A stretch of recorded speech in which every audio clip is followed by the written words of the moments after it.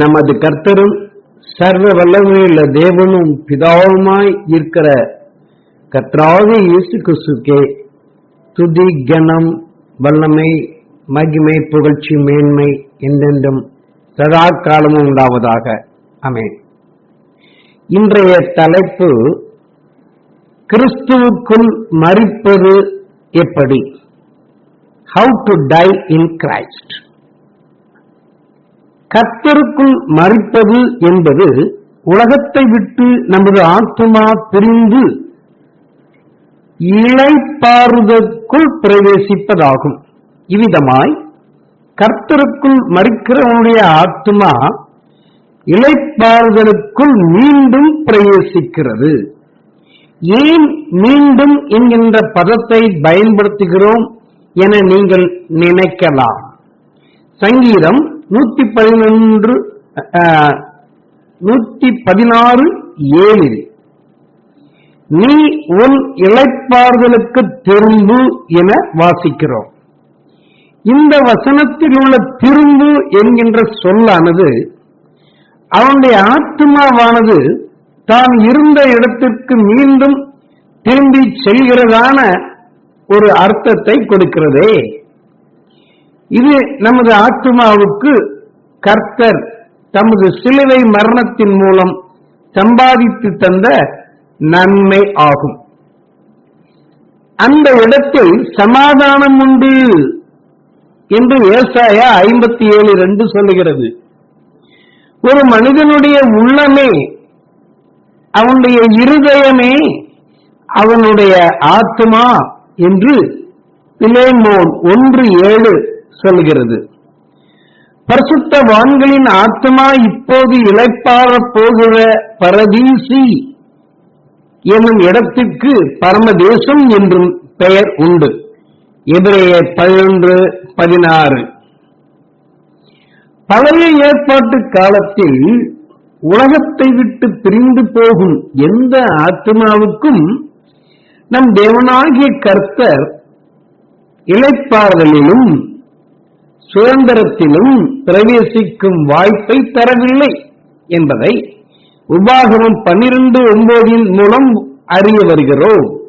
ஏனென்றால் இவர்கள் இயேசுவின் உயிர்த்தெழுதலினால் கிடைக்கும் ரட்சிப்பை பெறாததினால் வாக்குத்தத்தமான இளைப்பாறுதலுக்குள் அவர்களால் எபிரேயர் 11:13 சொன்னபடி பிரவேசிக்க முடியாமல் போனது.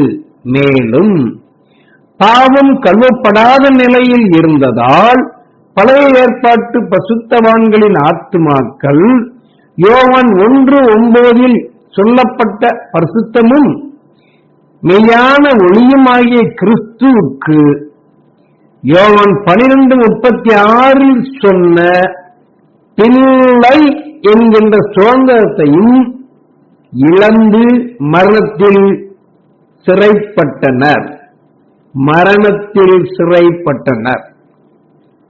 ஆபிரகாம் நீதிமானாய் இருந்தாலும் ரட்சிப்படையவில்லை என்று 1 பேதுரு 4:18 வாசிக்கிறோம். அவன் நீதிமானாய் இருந்தபடியால் தேவன் அவனை பாதாளத்தின் வேதனையை அனுபவிக்க விடவில்லை. ஆனாலும் அவனுக்கு இளைப்பாறுதல் இல்லை. அவன் இருந்த இடத்திற்கு பெயர் மரணம் என்பதாகும். பழைய ஏற்பாட்டு பரிசுத்தவான்களுக்கு சரீரத்தை விட்டு ஆத்மா பிரியும் போது கிறிஸ்துவுக்குள் மரிக்கும் பாக்கியம் கிடைக்கவில்லை. தூரத்தில் பாதாளத்திலே வேதனை அனுபவித்துக் கொண்டிருந்த ஐஸ்வர்யவான் ஆபிரகாமோடு பேசினதை வைத்தே ஆபிரகாம் இளைப்பாறவில்லை என்பதை அறியலாம். மேலும் 1 சாமுவேல் 28:11-19 ஆகிய வசனங்கள் மூலம் சவுல் மரணத்தில் இருந்த சாமுவேலை எழுப்பினானே. சாமுவேல் இளைப்பாறுதலுக்குள் சென்றிருந்தால் அவனை சவுல் எழுப்பி இருக்க முடியாதே. எனவே பழைய ஏற்பாட்டு பரிசுத்தவான்கள் இருந்த இடம் பரதீசி அல்ல, பாதாளமும் அல்ல, மரணம் என்பதாகும். மரணம் எனும் இடத்திலே பாதாளத்தின் வேதனை கிடையாது. மரணம் எனும் இந்த இடத்தில் இருந்தவர்கள் ரட்சிக்கப்படாத நீதிமான்கள். இவர்கள் கர்த்தருக்குள் மரித்தவர்கள் அல்ல. கர்த்தரை விசுவாசித்தது நிமித்தம் இவர்கள் நீதிமான்களாக்கப்பட்டவர்கள். கிறிஸ்துவுக்குள் மரிக்கிற பாக்கியம் இயேசுவின் உயிர்த்தெழுதலுக்கு பின்புதான் நமக்கு கொடுக்கப்பட்டது. பழைய ஏற்பாட்டு பரிசுத்தவான்கள் எல்லாரும் விசுவாசத்தினாலே நீதிமான்கள் என்று நற்சாட்சி பெற்றும் வாக்குத்தத்தம் பண்ணப்பட்டதை அடையாமல் போனார்கள். அவர்கள் நம்மை அல்லாமல் பூர்ணராகாதபடிக்கு விசேஷித்த நன்மையானது ஒன்றை தேவன் நமக்கென்று முன்னதாக நியமித்திருந்தார் என்று எபிரேயர் 11, 13 மற்றும் 40 ஆகிய வசனங்களில் பார்க்கிறோம். அந்த விசேஷித்த நன்மையானதுதான் ஆத்தும ரட்சிப்பு. கிறிஸ்துவின் ஆத்துமாவும் சிலுவையில் பலியான பின்பு பாதாளத்தில் விடப்படாமல், சங்கீதம் 16:10, அப்போஸ்தலர் 2:27 படி அவருடைய ஆத்மா பாதாளத்தில் விடப்படாமல் மரணத்தில்தான் ஊற்றப்பட்டார் என்று ஏசாயா 53:12 சொல்லுகிறது. ஏனென்றால் அவர் அநேகருடைய பாவங்களை சுமந்ததினால் அவர் அக்கிரமக்காரரில் ஒருவராக எண்ணப்பட்டார். பழைய ஏற்பாட்டு நீதிமான்கள் அத்தனை பேரும் பரிசுத்தவான்கள் என்று அழைக்கப்பட்டாலும் இயேசுவின் இரத்தத்தினால் பாவங்கள் கழுவப்படாத நிலையில் இருந்ததால் அவர்கள் அக்கிரமக்காரர்களே. பூர்வத்திலே நோவா பேழையை ஆயத்தம் பண்ணும் நாட்களிலே தேவன் நீடிய பொறுமையோடே காத்திருந்த போது கீழ்ப்படியாமையின் காரணமாக பாதாளத்தில் காவல் வைக்கப்பட்டவர்களுக்கு பிரசங்கிக்க இயேசு ஆவியிலேதான் சென்றாரே அன்றி அவருடைய ஆத்துமாவில் செல்லவில்லை. ஏனென்றால் வெளிப்படுத்தல் 20:7 சொல்லப்பட்ட காவலில் வைக்கப்படுகிற இடம் வெளிப்படுத்தல் 20:2 படி பாதாளமாகும். அதுபோல கிறிஸ்துவுக்குள் மரிக்கிறவர்கள் காவல் வைக்கப்படுகிற இடமாகிய பாதாளத்திற்கு செல்ல மாட்டார்கள். பழைய ஏற்பாட்டு காலத்தில் மரணம் என்னும் இடத்திற்கு ஒரு ஆத்மா சென்றாலும் மரணத்தை சந்தித்ததாக கருதப்படும். ஆனால் அது பாதாளம் சென்றாலோ மரணம் அடைகிறது. கிறிஸ்துவின் உயிர்த்தெழுதலுக்கு பின்பு கிறிஸ்துவுக்குள் மரிக்கிறவர்கள் இப்படிப்பட்ட ஆத்ம மரணத்தை சந்திக்கவே போவதில்லை. இதுவே கிறிஸ்துவுக்குள் மரிக்கிறவர்களுக்கு கிடைத்த மிகப்பெரிய பாக்கியம். கிறிஸ்துவுக்குள் மரிக்கிறவர்கள் இளைப்பாறச் செல்லுவதை வேதம் நித்திரை என குறிப்பிடுகிறது. அதுபோல இயேசுவின் உயிர்த்தெழுதலுக்கு முன்பு சரீர மரணத்தை சந்தித்து மரணம் எனும் இடத்திற்கு சென்ற பழைய ஏற்பாட்டு பிரசுத்தவான்களையும் நித்திரை அடைந்துள்ளதாகவே இயேசு குறிப்பிடுகிறார். உதாரணமாக 1 சாமுவேல் 28:15 என்னை கலைத்தது என்ன என்று சாமுவேல் சவுலிடம் சொன்னதிலும் மற்றும் யோவான் 11:11 நம்முடைய சிநேகிதனாகிய லாசரு நித்திரை அடைந்திருக்கிறான் என்று இயேசுவானவர் சொன்னதிலும் பழைய ஏற்பாட்டு பரிசுத்தவான்களுடைய ஆத்துமாக்கள் மரணத்தை சந்தித்தாலும் நித்திரைக்குள் நான் பிரவேசித்தன, மரணம் அடையவில்லை என்பதை அறிகிறோம். ஆனால் இளைப்பாறுதலுக்குள் பிரவேசிக்கவில்லை. அவர்கள் இளைப்பாறுதலுக்குள் பிரவேசிக்கவில்லை. நித்திரைக்குள் பிரவேசித்த பழைய ஏற்பாட்டு பரிசுத்தவான்களின் தூக்கம் இயேசுவின் உயிர்த்தெழுதலுக்கு முன்பு கலைக்கப்படும் வாய்ப்பு இருந்தது. நித்திரைக்குள் பிரவேசிக்கும் புதிய ஏற்பாட்டு பிரசுத்தவான்களின் துக்கமோ கர்த்தரை தவிர வேறு யாராலும் கலைக்க முடியாது. இதுவே வாக்குத்தத்தம் பண்ணப்பட்ட பூரண இளைப்பாறுதல். இப்போது பழைய ஏற்பாட்டு பிரசுத்தவான்களும் இந்த இளைப்பாறுதலுக்குள் இருக்கிறார்கள். இந்த இளைப்பாறுதலும் நித்தியமானதல்ல. இயேசுவின் வருகையின் போது பரதீசையில் இளைப்பாறிக் கொண்டிருக்கும் அத்தனை பேரும் முதலாம் உயிர்த்தெழுதலில் பங்கடைந்து இயேசுவோடு 1000 வருடம் அரசாளுவார்கள். இதுவும் கிறிஸ்துவுக்குள் மரிக்கிறவர்களுக்கு கிடைக்கும் பாக்கியங்களில் ஒன்று.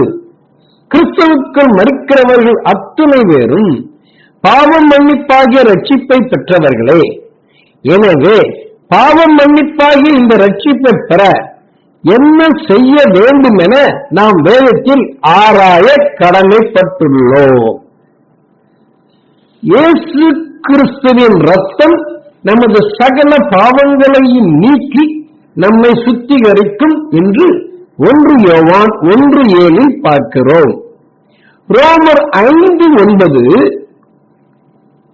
இப்படி நாம் அவருடைய இரத்தத்தினாலே நீதிமான்களாக்கப்பட்டிருக்க கோபாக்கினைக்கு நீங்களாக அவராலே நாம் ரட்சிக்கப்படுவது அதிக நிச்சயமானே என்கிறது. மேலும் ரோமர் 5:10 நாம் தேவனுக்கு சத்துருக்களாய் இருக்கையில் அவருடைய குமாரனின், அதாவது அவருடைய மாம்ச அவதாரத்தில் மரணத்தினாலே அவருடனே ஒப்புரவாக்கப்பட்டோமானால், ஒப்புரவாக்கப்பட்ட பின் நாம் அவருடைய ஜீவனாலே ரட்சிக்கப்படுவது அதிக நிச்சயமாமே. சகல மாம்சத்துக்கும் ரத்தம் உயிராய் இருக்கிறது என்றும் ரத்தம் ஜீவனுக்கு சமானம் என்றும் லேவியராகமம் 17:14 பார்க்கிறோம். எனவே இயேசு சிலுவையிலே அறையப்பட்ட போது சிந்தின ரத்தம் இயேசுவின் ஜீவனுக்கு, அதாவது அவருடைய உயிருக்கு சமானமாகும். இயேசு தமது ஜீவனை, அதாவது தமது உயிரை, தமது ரத்தத்தை சிலுவையிலே சிந்துவதன் மூலம் சர்வலோகத்தின் பாவங்களும் நிவர்த்தி செய்யப்படும். எனவே நம்முடைய பாவங்களை மாத்திரமல்ல, சர்வலோகத்தின் பாவங்களையும் நிவர்த்தி செய்கிற பலியாய் இருக்கிறார் என்று 1 யோவான் 2:2 பார்க்கிறோம். எனவே இயேசு நம்முடைய பாவங்கள் எல்லாவற்றையும் சிலுவையில் சுமந்து தீர்த்து விட்டார் என்று நம்பினாலே, என்று விசுவாசித்தாலே போதும், நம்முடைய பாவங்கள் முழுவதும் கழுவப்பட்டுவிடும் என்று சிலர் நினைக்கின்றனர். இந்த நினைப்பு தவறானது, அது தவறு. எரேமியா 6:16 சொல்லப்பட்டபடி வழிகளிலே நின்று பூர்வ பாதைகள் எவை என்று கேட்டு விசாரித்து நல்ல வழி எங்கே என்று பார்த்து அதிலே நடவுங்கள், அப்பொழுது உங்கள் ஆத்மாவுக்கு இளைப்பாறுதல் கிடைக்கும் என்றல்லவா கர்த்தர் சொல்லுகிறார். நீங்களோ நாங்கள் அதிலே நடக்க மாட்டோம் என்கிறீர்கள். நாங்கள் இயேசு எங்களுடைய பாவத்துக்காக ரத்தம் சிந்தினார் என்று சொன்னால், என்று நினைத்தால், என்று நம்பினால் மாத்திரம் போதும் என்று சொல்லுகிறீர்கள். கிறிஸ்துவுக்குள் மரித்தால் கிடைக்கும் பலம் என்ன என்பதை பார்த்தாவது ரட்சிப்புக்கேற்ற நல்ல வழியை கண்டுகொள்ள விரும்புங்கள். நண்பர்களே, சகோதரர்களே, ரட்சிப்புக்கேற்ற நல்ல வழியை கண்டுகொள்ள விரும்புங்கள். கிறிஸ்துவுக்குள் மரிக்கிறவர்களுக்கான பலன்களாவன: 1, முதலாம் உயிர்த்தெழுதலில் பங்குள்ளவர்களாவர். 1 தெசலோனிக்கேயர் 4:16. 2, 1000 வருடம் இயேசுவோடு அரசாளுவார்கள். வெளிப்படுத்தல் 20:6. 3, ரட்சிக்கப்பட்டதால் புதிய எருசலேமாகிய பரிசுத்த நகரத்தில் பிரவேசிப்பார்கள். வெளிப்படுத்தல் 21:21. பரிசுத்த நகரத்தின் வீதி தெளிவுள்ள பளிங்கு போல சுத்தமாயிருக்கும், அதில்தான் அவர்கள் நடப்பார்கள், வெளிப்படுத்தல் 21, 21 மற்றும் 24 வசனங்கள். அடுத்த 5வது, நகைகளினால் சிங்காரித்துக் கொள்வதற்கு ஒப்பாக ரட்சிப்பின் வஸ்திரங்கள் உடுத்தப்பட்டு நீதியின் சால்வை போர்த்தப்பட்டு காணப்படுவர். ஏசாயா 61:10. 6, பசியடைவதும் இல்லை, தாகமடைவதும் இல்லை, வெயிலாவது உஷ்ணமாவது இவர்கள் மேல் படுவதும் இல்லை, கண்ணீர் இல்லை, வேதனை இல்லை, தற்கடிப்பில்லை, அலறல் இல்லை, கூக்குரல் இல்லை, எங்கும் சமாதானமும் சந்தோஷமும் நிறைந்திருக்கும். 7, குடிப்பதற்கு ஜீவ தண்ணீர் கிடைக்கும். வெளிப்படுத்தல் 7:17, வெளிப்படுத்தல் 21:6, வெளிப்படுத்தல் 22:1. 8, புசிப்பதற்கு 12 விதமான ஜீவ விருட்சத்தின் கனிகளும் மறைவான மன்னாவும் கிடைக்கும். அந்த ஜீவ விருட்சத்தின் கனிகள் 12 விதமான வித்தியாசமான சுவைகள் கொண்டதாய் இருக்கும் என கர்த்தர்கள் நம்புகிறோம். வெளிப்படுத்தல் 22:2-14. அந்த மன்னா மிகவும் சுவையா இருக்கும் என்று நம்புகிறோம். வெளிப்படுத்தல் 2:17.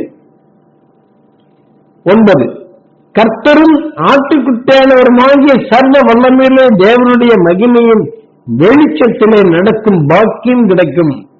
வெளிப்படுத்தல் 21:22 முதல் 24 வரை உள்ள வசனங்கள். 10, நமக்கு அங்கே கர்த்தருக்கு மறிக்கிறவர்களுக்கு புதிய நாமம் கொடுக்கப்படும். வெளிப்படுத்தல் 2:17.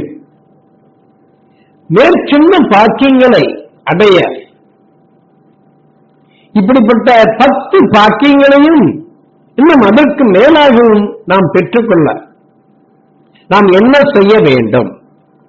வெளிப்படுத்தல் 22:14 படி ஜீவ விருட்சத்தின் மேல் அதிகாரம் உள்ளவர்களாவதற்கும் வாசல்கள் வழியாய் நகரத்திற்கு பிரவேசிப்பதற்கும் அவருடைய கற்பனைகளின்படி செய்ய வேண்டும். 10:11-29 நான் சாந்தமும் மனத்தாழ்மையுமாய் இருக்கிறேன், என் முகத்தை உங்கள் மேல் ஏற்றுக்கொண்டு என்னிடத்தில் கற்றுக்கொள்ளுங்கள், அப்பொழுது உங்கள் ஆத்துமாக்களுக்கு இளைப்பாறுதல் கிடைக்கும் என்று இயேசு சொல்கிறார். எபிரேயர் 3:18 இன்னும் என்னுடைய இளைப்பாறுதலில் பிரவேசிப்பதில்லை என்று அவர் யாரை குறித்து ஆணையிட்டார்? கீழ்ப்படியாளர்களை குறித்தல்லவா? மேலும் அப்போஸ்தலர் 3:20 உங்கள் பாவங்கள் நிவர்த்தி செய்யப்படும் பொருட்டு நீங்கள் மனம் திரும்பி குணப்படுங்கள் என்றும் வாசிக்கிறோம். ஆனபடியினாலே அவருடைய இளைப்பாறுதலில் பிரவேசிப்பதற்கு ஏதுவான வாக்குத்தத்தம் நமக்கு உண்டாயிருக்க உங்களில் ஒருவனும் அதை அடையாமல் பின்வாங்கி போனவனாக காணப்படாதபடிக்கு பயந்திருக்க கடவுள் என்று எபிரேயர் 4:1 நம்மை எச்சரிக்கிறது. ஜீவனுக்கு ஏதுவான மனம் விரும்புதலையும் பாவ மன்னிப்பையும் கர்த்தராகிய இயேசு கிறிஸ்து என்னும் தமது நாமத்தினாலே தேவன் புறஜாதியாராகிய நம் அனைவருக்கும் அப்போஸ்தலர் 11:18 லூக்கா 24:47 படி அருளி செய்யும்படிக்கு அவருடைய நாமத்திற்கு நம்முடைய முழங்கால்களை பிலிப்பியர் 2:10 படி முடக்க வேண்டும். அதாவது அவருடைய நாமத்திற்கு நாம் கீழ்ப்படிய வேண்டும். தொடர்ந்து நாங்கள் சொல்லுகிற ஜீவனுக்கேயான கடிந்து கொள்வதை ஏற்றுக்கொள்கிறவன் நீதிமொழிகள் 15:31 படி ஞானமுள்ளவன். 2 கொரிந்தியர் 2:15-16 ஆகிய வசனங்களில் சொல்லியபடி ரட்சிக்கப்படுகிறவர்களுக்குள்ளேயும் கெட்டுப் போகிறவர்களுக்குள்ளேயும் நாங்கள் தேவனுக்கு கிறிஸ்துவின் நற்கண்டமாயிருக்கிறோம். கெட்டுப் போவதற்குள்ளே மரணத்திற்கு எதிரான மரண வாசனையாகவும் ரட்சிக்கப்படுவதற்குள்ளே ஜீவனுக்கு எதிரான ஜீவ வாசனையாகவும் இருக்கிறோம். இவைகளை நடத்துகிறதற்கு எவன் தகுதியானவன்? அதாவது எங்களது போதனை கெட்டு போகிறவர்களுக்கு கசப்பாகவும் ரட்சிக்கப்படுகிறவர்களுக்கு தேனாதமாகவும் இருக்கிறது. இதனால் நாங்கள் நற்கண்டமாயும் ஜீவ வாசனையாகவும் உங்களுக்குள்ளே இருக்க எங்கள் போதனையை கேட்கிற உங்களையும் போதிக்கிற எங்களையும் கர்த்தர் தகுதிப்படுத்துவாராக. ஆமென். ரட்சிப்படைந்து கிறிஸ்துவுக்குள் மறிக்க தேவையான வேத போதனை இப்போது பார்க்கப்படுகிறோம். வேத வாக்கியத்தை ஆராய்ந்து பார்த்து நற்குணசாலியாகிக் கொள்ள வேண்டும் என்று அப்போஸ்தலர் 17:1 மூலம் அறிய வருகிறோம். வேத வாக்கியங்களை இடைச்செருகல்களும் நீக்குதல்களும் சாத்தானின் தூண்டுதலால் நடைபெற்றிருக்க வாய்ப்பு உண்டு என்பதை வெளிப்படுத்தல் 22ஆம் அதிகாரம் 18-19 ஆகிய 2 வசனங்கள் மூலம் தெரிகிறது. அதை சாத்தானின் தூண்டுதலால் இடைச்செருகப்பட்ட பன்னிதானா, அதை சாத்தானின் தூண்டுதலால் நீக்கப்பட்டுள்ள பன்னிதானா என்பதை கண்டறிய கீழே கொடுத்துள்ளபடி தொடர்ந்து நான் சொல்கிறபடி வேதத்தில் ஆராய்ந்து அறிந்து சத்தியம் என்ன என்பதை புரிந்து அதன்படி செயல்பட வேண்டும். இதை வைத்து எந்த வசனத்தை தான் நம்புவது என்று நாம் வேதத்தை குறை கூறக்கூடாது. எது சத்தியம் என்பதை வாஞ்சையோடு தேடுகிற நமக்கு தேவ ஆவியானவர் நிச்சயமாக சத்தியம் எது என காண்பித்துக் கொடுப்பார். மனிதர்களால் எடுத்துரைக்கப்பட்ட எந்த ஒரு வசனத்திற்கும் வேதத்தில் ஜோடி இருக்காது. ஆனால் ஏசாயா 34:16 சொல்லுகிறது, கர்த்தருடைய புஸ்தகத்திலே தேடி வாசியுங்கள், இவைகளில் ஒன்றும் குறையாது, அவைகளில் ஒன்றும் ஜோடியில்லாதிராது. அவருடைய வாய் இதை சொல்லிற்று. அவருடைய வாய் இதை சொல்லிற்று.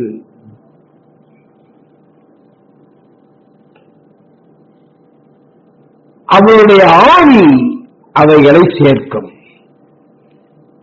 அவருடைய ஆவி அவைகளை சேர்க்கும்.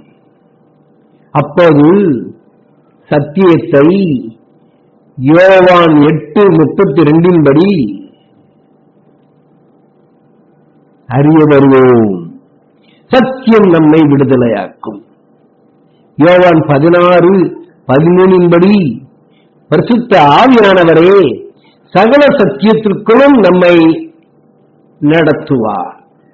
இப்படிப்பட்ட வழி நடத்துதல் பெந்தேகோஸ்தே நாளுக்கு முன்னதாக இல்லை என்பதையும், பெந்தேகோஸ்தே நாள் என்று பரிசுத்த ஆவியினால் நிரம்பி அப்போஸ்தலனாகிய பேதுரு பேசியது பரிசுத்த ஆவியானவரின் வழி நடத்துதலின் துவக்கம் என்பதையும், பரிசுத்த ஆவி உங்களிடத்தில் வரும்போது நீங்கள் பலனடைந்து எருசலேமிலும் யூதேயா முழுவதிலும் சமாரியாவிலும் பூமியின் கடைசி வரையிலும் எனக்கு சாட்சியா இருக்கிறீர்கள் என்று இயேசு அப்போஸ்தலர் 1:8 சொன்னதிலிருந்து அறிந்து கொள்ளலாம். பரிசுத்த ஆவியானவரின் வழி நடத்துதலை துவக்கத்திலிருந்தே அசட்ட செய்பவர்கள் இப்போது அநேகராய் இருப்பது வருந்தத்தக்கதாகும். கவலைக்குரிய காரியம் அது. சத்தியத்தை அறிகிற பலம் பரிசுத்த ஆவியானவரின் மூலம்தான் கிடைக்கும். பரிசுத்த ஆவியானவர் சொல்லும் சத்தியத்தை நாம் விசுவாசிக்க வேண்டும். அப்போது 1 பேதுரு 1:9-10 படி பரிசுத்த ஆவியானவரின் வழி நடத்துதலின் மீதான நமது விசுவாசத்தின் பலனால் நாம் ஆத்தும ரட்சிப்பை அடையலாம். நமக்கு உண்டான இந்த கிருமியை குறித்து தீர்க்க தரிசனம் சொன்ன தீர்க்கதரிசிகளைப் போல நாமும் இந்த ரட்சிப்பை குறித்து கருத்தாய் ஆராய்ந்து பரிசோதனை பண்ணி அதை பற்றிக்கொள்ள அதிக ஜாக்கிரதையாய் இருக்க வேண்டும். ஒருவன் கிறிஸ்துவுக்குள் மறிக்க வேண்டும் என்றால் அவன் சரீர மரணத்தை சந்திக்கும் முன்னதாக கிறிஸ்துவுக்குள் இருக்க வேண்டும். கர்த்தரின் நாமம் பலத்த துருகம் என்று நீதிமொழிகள் 18:10 பார்க்கிறோம். கர்த்தராகிய இயேசு கிறிஸ்து என்பதுதானே கர்த்தருடைய மேலான நாமம். இதைவிட மேலான நாமம் சர்வலோகத்திலும் இல்லை என்று எபேசியர் 1:20 சொல்லுகிறதே.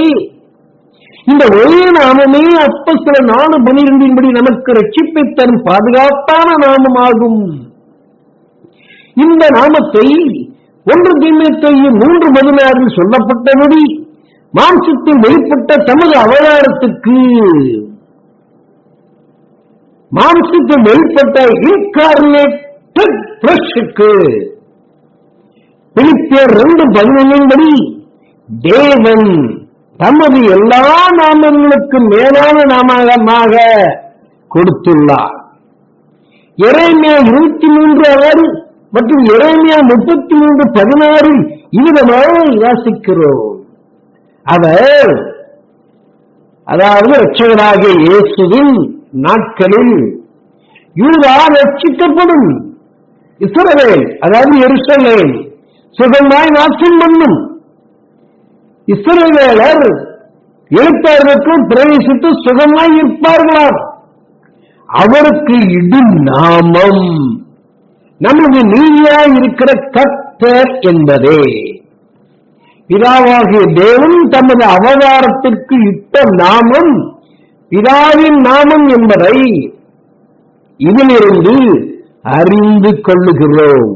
ஏனென்றால் எரேமியா 33:16 எங்களது நீதியாய் இருக்கிற கர்த்தர் என்று இயேசுவுக்கு வைக்கப்பட்ட பெயர் குறிக்கப்பட்டுள்ளது. எங்களது என்கின்ற சொல்லாவது இஸ்ரவேலுடைய கர்த்தர் அதாவது நமது பிதா என்பதை வெளிப்படுத்துகிறது. எனவே இந்த குமாரன் என்கின்ற ஸ்தானத்தில் வெளிப்பட்ட தேவ அவதாரத்திற்கு மணி ரூபத்துக்கு தீர்க்க தரிசனத்தின்படி இட்ட நாமமானது பிதாவின் நாமமே. எனவே கர்த்தராகிய இயேசு கிறிஸ்து என்ற நாமம் எல்லா துறைத்தனத்துக்கும் அதிகாரத்துக்கும் வல்லமைக்கும் கர்த்தத்துவத்துக்கும் இம்மையில் மாத்திரமல்ல மறுமையிலும் பெயர் பெற்றிருக்கும் எல்லா நாமத்துக்கும் மேலாய் உயர்ந்திருக்கிறது என்று எபேசியர் 1:20 வாசிக்கிறோம்.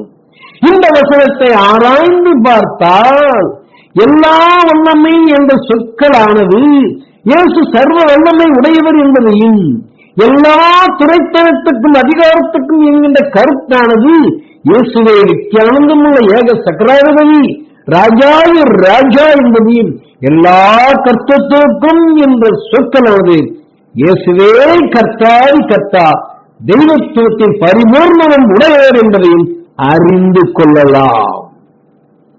இன்மையில் மாத்திரமல்ல மறுமையிலும் பெயர் பெற்றிருக்கும் எல்லா நாமத்துக்கும் மேலாய் வேண்டிருக்கிறது என்பதை வைத்து மற்றொரு உண்மையையும் நாம் புரிந்து கொள்ளலாம்.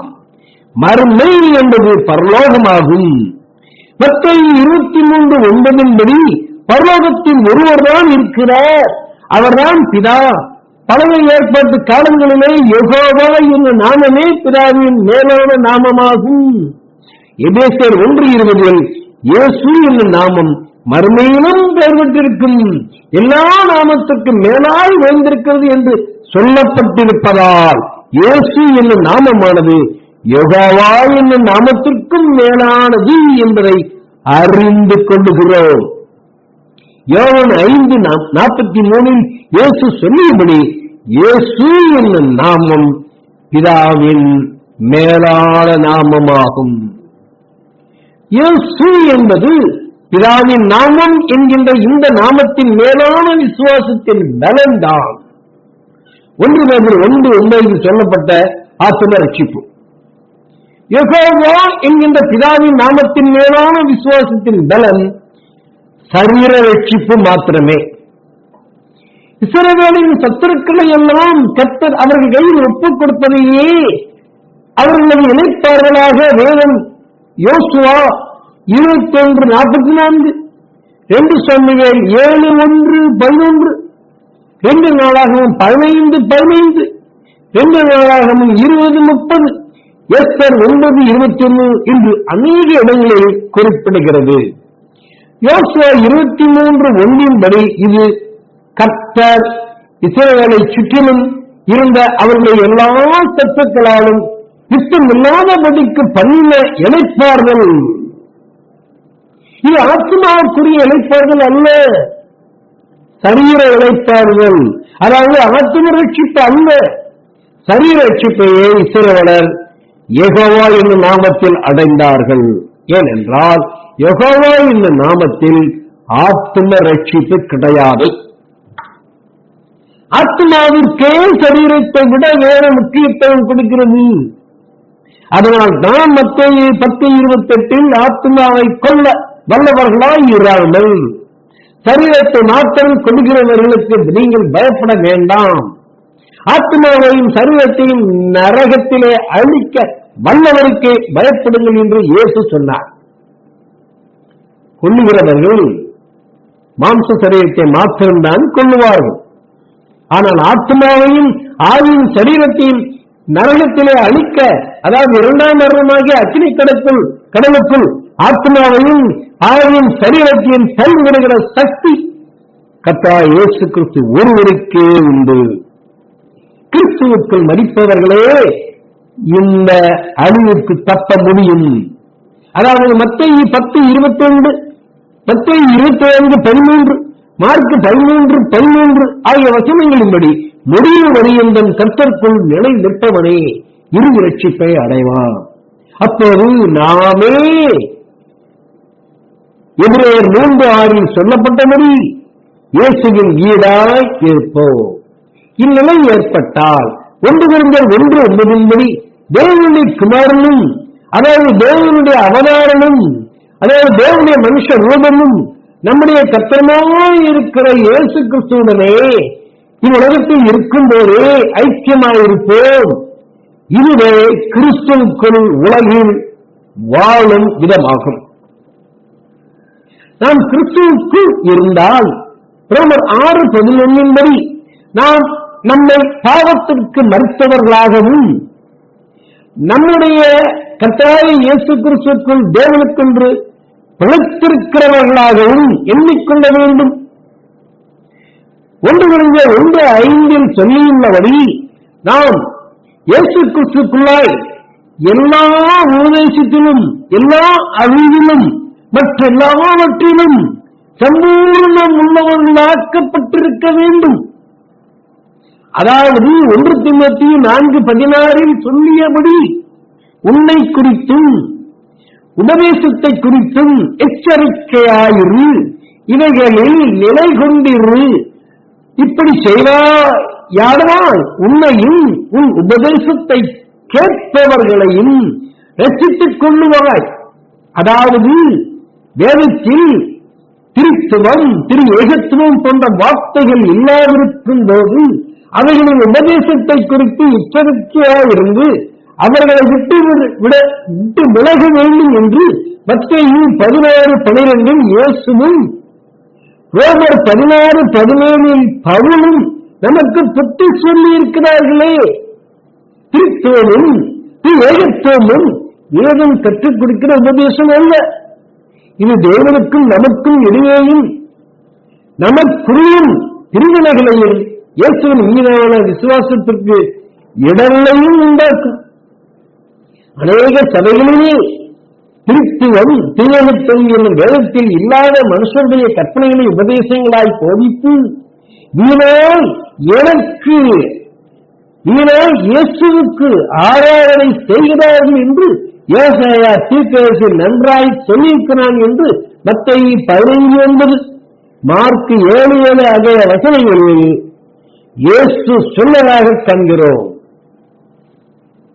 கிறிஸ்துவுக்குள் மரிக்கிறவன் கிறிஸ்துவுக்குள் உயிர்ப்பிக்கப்படுவான் என்று 1 கொரிந்தியர் 15:22 பார்க்கிறோம்.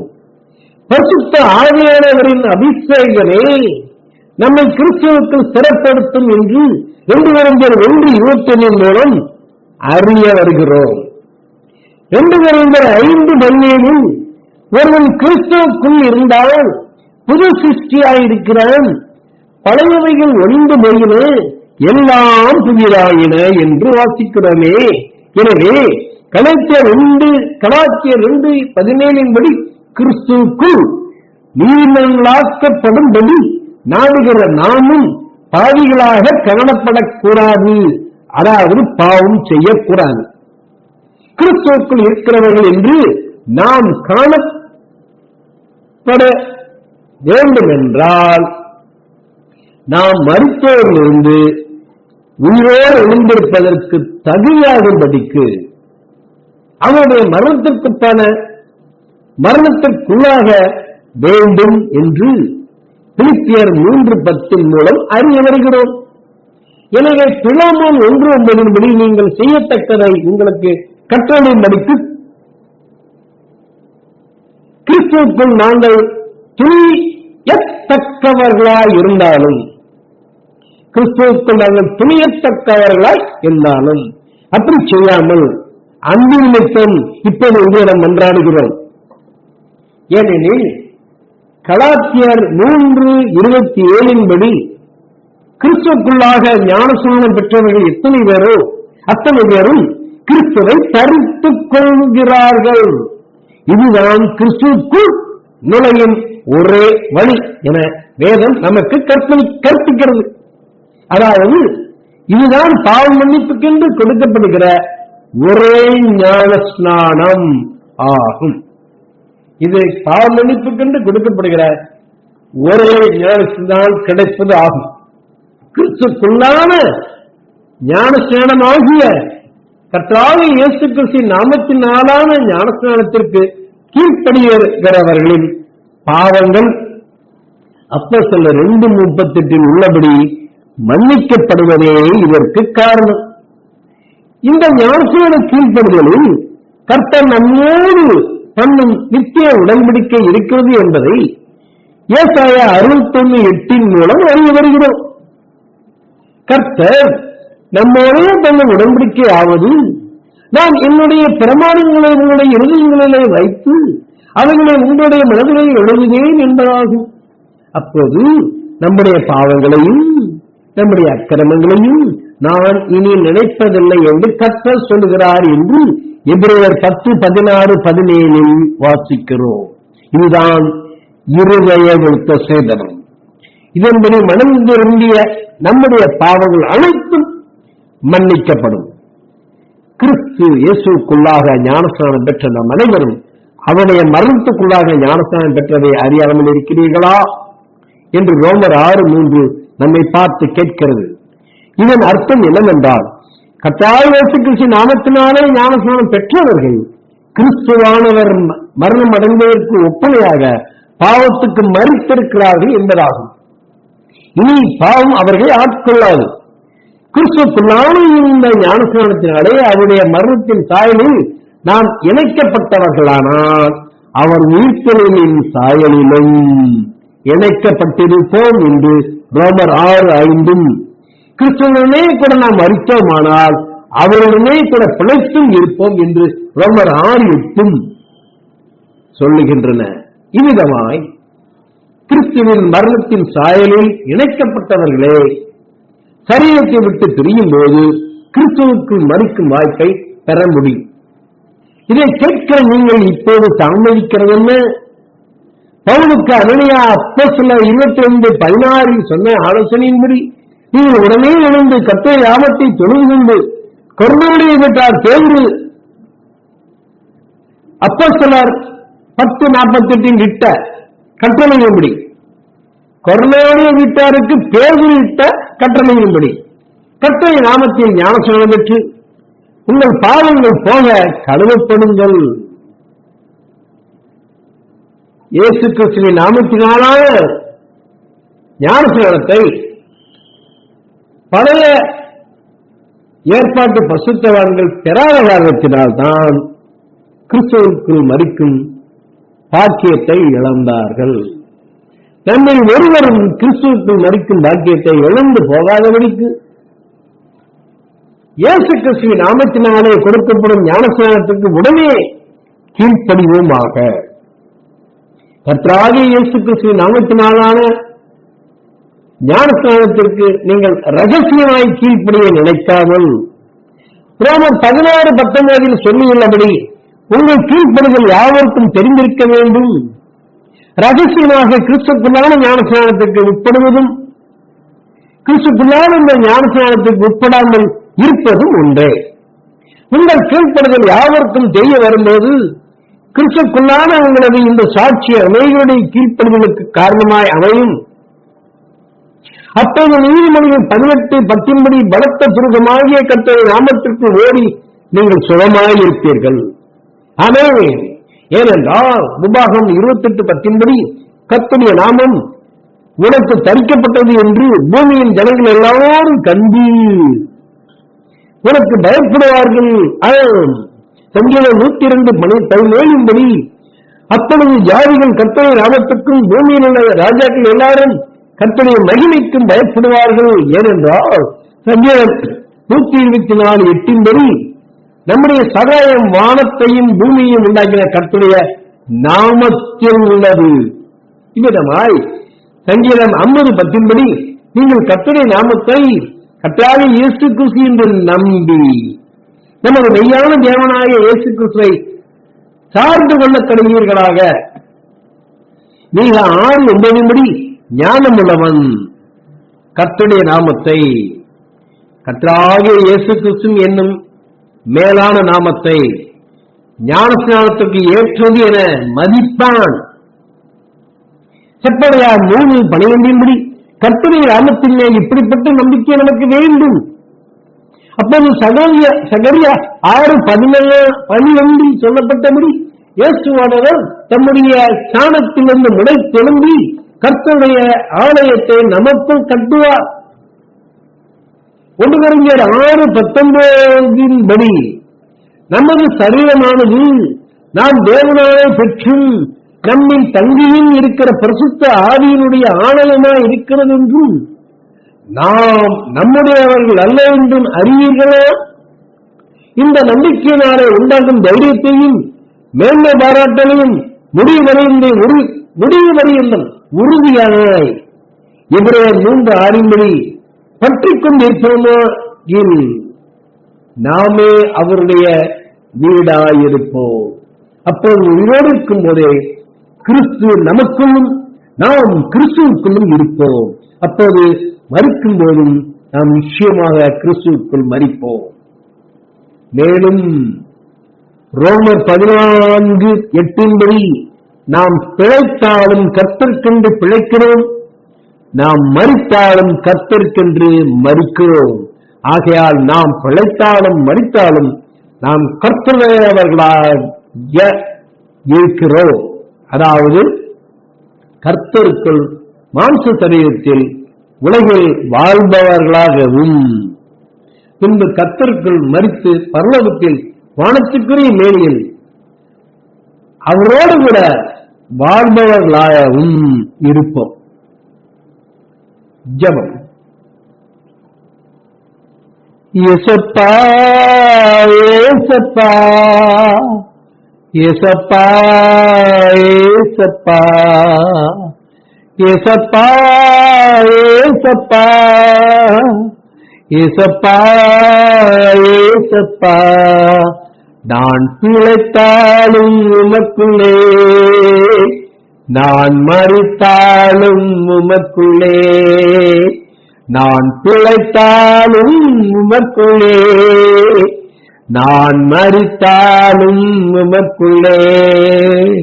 ஏசப்பா ஏசப்பா ஏசப்பா ஏசப்பா ஏசப்பா ஏசப்பா ஏசப்பா ஏசப்பா பாவம் நீங்க உன்னமும் பரலோகம் செல்ல உன்னமும் பாவம் நீங்க உன்னமும் பரலோகம் செல்ல உன்னமும் ஏசப்பா ஏசப்பா ஏசப்பா ஏசப்பா ஏசப்பா ஏசப்பா ஏசப்பா ஏசப்பா மரணத்தை ஜெயிக்க உன்னமும் பாதாளம் வெல்ல உன்னமும் மரணத்தை ஜெயிக்க உன்னமும் பாதாளம் வெல்ல உன்னமும் ஏசப்பா ஏசப்பா ஏசப்பா ஏசப்பா ஏசப்பா ஏசப்பா ஏசப்பா ஏசப்பா பாவத்துக்கு மறிக்க உன்னமும் நீதிக்கு பிழைக்க உன்னமும் பாவத்துக்கு மறிக்க உன்னமும் நீதிக்கு பிழைக்க உன்னமும் ஏசப்பா ஏசப்பா ஏசப்பா ஏசப்பா ஏசப்பா ஏசப்பா ஏசப்பா ஏசப்பா இம்மையில் பெரியது உன்னமும்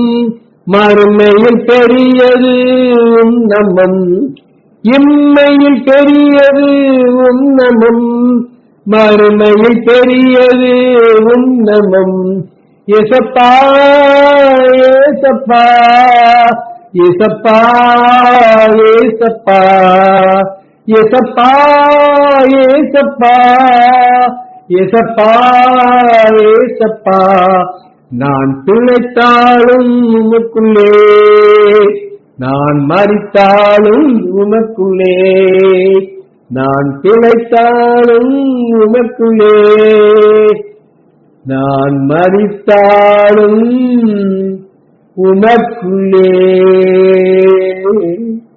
அன்புள்ள இயேசப்பா, உமது நாமத்துக்குள் ஓடி சுகமாய் இருக்கத்தக்கதாக எங்களுக்கு அருள் புரிவீராக.